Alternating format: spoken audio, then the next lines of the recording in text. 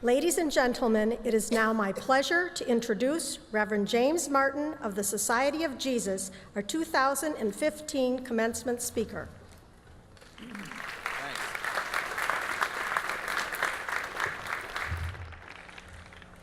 First of all, thank you to Father Von Arx and the Board of Trustees for this honor, which I am very humbled by. By tradition, class of 2015, I am now a member of your class. So, my fellow stags, congratulations. I look forward to seeing you at our 50th anniversary here, when you will be a spry 71 and I will be 104. Please feel free to wipe off my drool when you see me. Fairfield has a very special place in my heart and has played a big role in my life, even though until today I was not a graduate. In 1985, when I was starting to think about the priesthood and entering a religious order, I was living in Stamford. And I asked my local parish priest what to do.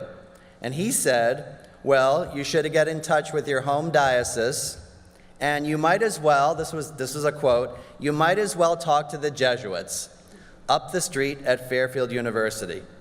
That off-the-cuff remark changed my life.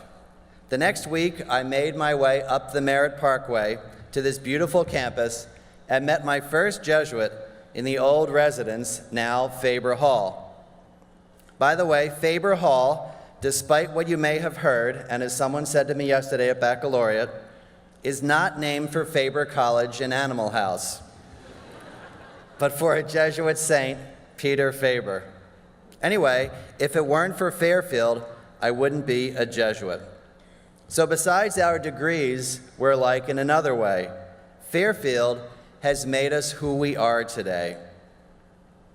A few weeks ago, I asked Father Von Arx and a graduating senior, Margaret Mary Gwen, about my talk, and they both agreed on one thing. The first thing they said was, keep it short. So I'm going to take that advice. Rather than a long talk about something you could care less about, I thought I'd like to give you a graduation present. I'd like to give you 10 things that I wish I had known at your age. 10 things that would have made my life a hell of a lot easier. Some of these 10 pieces of advice I've learned from wisdom figures. Others are the result of really dumb mistakes that I've made. A few are insights from the great spiritual masters that I've adapted. And I'm serious about this. If you put these into action, you will be a lot happier. So, number one. Well, the first one is really 3 things that go together. They'll save you a lot of heartache. You ready? You're not God, this isn't heaven, and don't be a jerk. So, you're not God. Stop trying to do everything, fix everything in your life and everyone else's, and make everything perfect. You can't do it. Why? Because you're not God. So stop trying to act as if you were God. You know, as the old saying goes, there's good news and there's better news. You know this one? The good news is that there is a Messiah. The better news is it's not you. You know, there's a great story about Pope Francis, my brother Jesuit. A friend of mine who's a Jesuit over in Rome was with 5 or 6 other Jesuits and a group of nuns who was going to see him. This is a true story. And they were escorted into the little anteroom where they were going to meet the Pope. And the door opens up, and the 4 sisters immediately drop to their knees. And the Pope says, quote, "What are you doing? Get up. I'm not the Blessed Sacrament." He knows who he is. He's not God. Second part, this isn't heaven. This isn't heaven. Try not to expect, as far as possible, life to be perfect. Once you realize that, you'll be able to enjoy life more, and you'll find yourself more grateful. Third part of this, don't be a jerk. I've cleaned up this language a little bit for this talk. I really wish I had learned that one years ago. Look, you're sick, your boyfriend or girlfriend just dumped you, you just had a fight with your parents, you don't like your new job, your car broke down. Okay, you can be sad, disappointed, or angry, and you can share your struggles with friends, but that doesn't mean you have to pass along your anger. Just because you're upset doesn't mean you have to act like a jerk. Once I told a friend of mine with mock seriousness, "Oh, my life is such a cross. It's so difficult." He said, "Oh yeah, is it a cross for you or for other people?" Number 2, your deepest desires are God's desires for you. That's how God calls you. How else would God do that? Speaking to you through your desires, what moves you, what attracts you, what you're interested in, what, as the Jesuit Pedro Orupe said, gets you up in the morning, is God's main way of calling you. So try not to pay attention to people who tell you it's all about money or success or impressing people. Believe me, I've been there, and that road is a big dead end. The better road is the one that lets you listen to where God is speaking to you. And to start discovering those desires, you might ask yourself, what would you do if you could do anything you wanted to do? If you've never been asked that question before, maybe you could start asking yourself. It may take a while to discover your deepest desires, my friends, but it is worth the wait. 3, you already have within yourself the idea of your best self. Look, God has already made you a wonderful creation, but God is not done with you yet. How can you tell? Because I know that inside of you, you have an idea of the person you'd like to become one day. Maybe freer or kinder or more spontaneous or maybe more serious.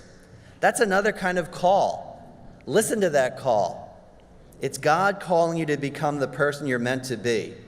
And even if you can't become that person now, even if you're not that person now, you can move towards that person by acting as if you were that person.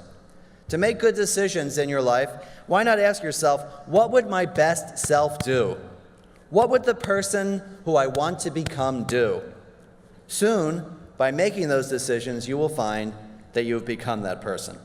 4, you can't force people to approve of you, agree with you, be impressed with you, love you, or even like you. So just stop trying. Boy, I wish I had known that at your age. I have to confess, I think I spent most of my 20s trying to get people, everyone, to like me, right? And the one person who didn't like me, I would focus most on him or her. But no matter what you do, some people will approve of you, others won't. No matter how nice you are, some people will take to you, others won't. No matter how many successes you have, some people will be impressed, others will not. So stop trying to get people to like you. Just relax and accept the fact that some will like you and others won't. It'll save you a lot of heartache. 5, stop comparing yourself to other people. That's another dead end. Why? Because when we compare, we always imagine someone else's life falsely, right? We see another person and we think, oh man, they have it made. Their lives are perfect. But that's false. You know, I've met quite a few people who are famous or rich or celebrities or whatever, and their lives are definitely not perfect. The problem is this, that we know that our lives are always kind of a mixed bag of good and bad. We know our lives very well. So we compare our own mixed bag life with what we falsely perceive as the other person's perfect life. And guess what? Ours always loses out. It's a rigged game. Then we get depressed. So as the old saying goes, compare and despair. Just don't do it. 6, this is an easy one. Be yourself. Boy, you think, oh, if only I were like him or her, that's who I wish I were, right? But you're meant to be yourself. You are a beautiful creation of God. And being holy means being you, not another person. Man or woman, young or old, black, brown, or white, short or tall, gay or straight, you are beautiful. If you remember nothing else from this talk, remember this. God does not make crap. As Jesus said. It's a loose translation of the Greek. 7, even when you realize the right thing, the moral thing, or what you could call, if you're a Christian, the Christian thing to do, it's still hard. When I was your age, I used to think, well, once I realize the right thing, all I have to do is do it. Not at all. It's hard to do the right thing. You're out at a bar with some friends and everybody starts talking about how lazy poor people are. It's hard not to join in, right? You're at work and everyone's doing something a little unethical. It's hard not to join in. It's easy to see the right thing to do, but it's often hard to do. But here's the trick. Do it anyway. Do the right thing anyway. Otherwise, you won't be able to live with yourself, and sooner or later, it will catch up to you. Number 8, listen to the right voices in your life. You'll hear a lot of voices in your life, hopefully not, actual voices. There are some psychology professors here who can help you if that's the case. Some voices are voices not to listen to, wherever they come from your friends, from coworkers, voices that say the following things. Don't listen to these voices. You're helpless. It's hopeless. Things can never change. Don't listen to that. Don't give those voices any power. Here are voices to listen to. Have hope. I was thinking, and here we are with the daughter of Jackie Robinson, who probably heard these voices and had to listen to these positive voices. Have hope. Things can change. You have the strength to get through this. And things will work out in the end. And if they haven't worked out, it's not the end. Or as Blessed Julian of Norwich said, all will be well, and all manner of things will be well. Listen to those voices. 9, happiness and freedom are linked. They're almost the same, actually. As I said, I know quite a few successful and even famous people. But if they're not free, they're not happy, because they're too attached to stuff. Ever seen the movie Fight Club? Right? Admittedly, I don't recommend everyone going around punching people in the face, but there's an important insight in that movie. The stuff you own ends up owning you. That's true not only about stuff, but also about money and status and power. It becomes a god and it owns you. So try to be free of anything that keeps you from being a good person, and you'll be happier. 10, finally, here are 7 things to say every day. Every day, I love you. Thank you. Thank you, God. Forgive me. Congratulations. Why not? And yes. My fellow stags, I cannot give you money since I'm a Jesuit and take a vow of poverty. I cannot give you any more advice since I told Father Von Arx I would be brief and Jesuits take a vow of obedience. And I certainly can't give you a kiss since we take a vow of chastity. But I can give you those 10 bits of advice, and I guarantee that even if you remember only one of them, it will help you to be happier, because you deserve to be happy. Why? Not only because you are beloved children of God, but because today, on top of that, you're something really special. Fairfield graduates. Thank you, and as Jesus said, go Stags.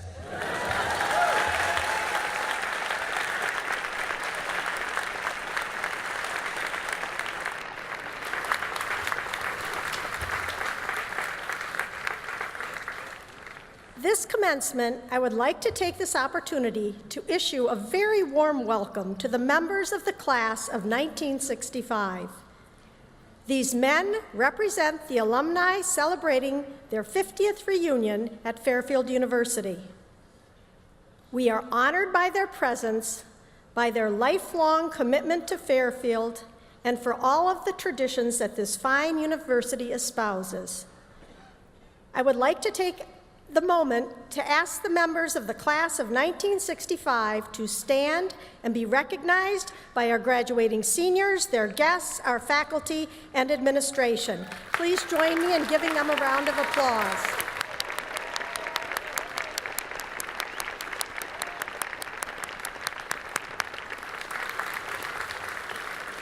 Thank you.